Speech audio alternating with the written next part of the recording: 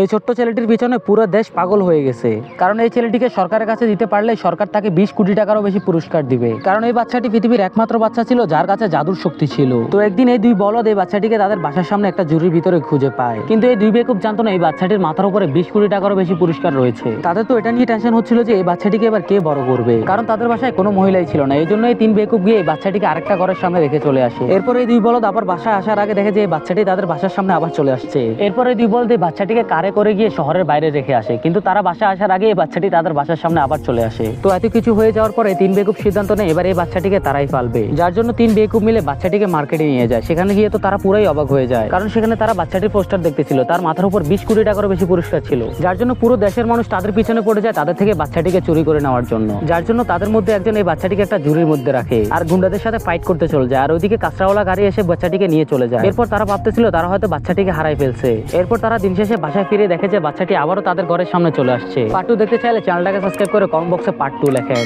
আর এই দুই দেশের পতাকার মধ্যে আপনার দেশের পতাকা কোনটি অবশ্যই কমেন্ট বক্সে জানাবেন। আর